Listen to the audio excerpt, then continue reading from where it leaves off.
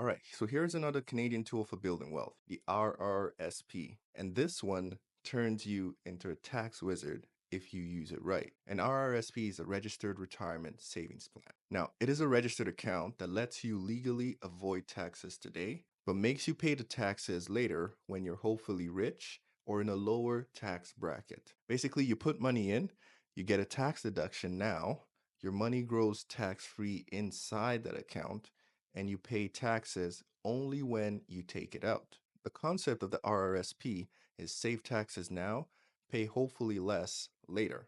And here's how it actually works. Imagine you earn $80,000 a year. You throw $10,000 into your RRSP. The government now pretends that you only made $70,000. This means you pay less tax that year. Meanwhile, that $10,000 can be invested in different things: stocks, ETFs, bonds, mutual funds, real estate funds, or REITs, and it grows tax-free until you retire. Then when you're old and gray or living in Bali at 55, if you play your cards right, you pull money out. That's when you pay income tax. But here are the common mistakes. The first one is thinking the RRSP is free money. No, it's a tax deferral, not tax-free like the TFSA. You will pay taxes on the RRSP eventually when you withdraw. The second mistake is pulling money early. If you want to take out money before retirement, you pay full income tax, possibly extra withholding taxes, which is equivalent to pain. Another mistake is not using it strategically.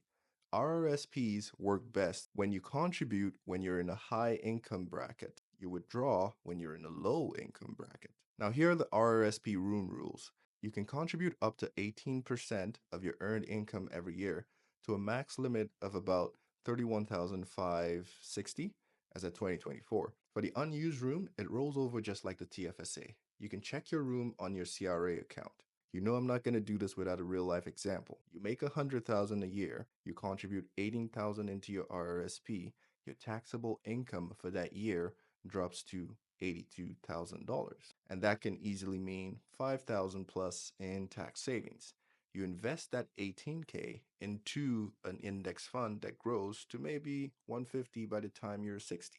And you start withdrawing small amounts per year in that retirement when your income is way lower, so you pay less tax on it. But here's another example: the home buyer's plan. If you want to buy your first house and you don't want to use an FHSA, you can borrow up to $35,000 from your RRSP tax-free if you repay it over 15 years. Think of it like a self-loan with no interest. So the RRSP is a tax deferral account. You max it out when your income is high. Don't pull your cash out so early unless you're ready to get hit with taxes. And if you learned something today, don't forget to follow me for more.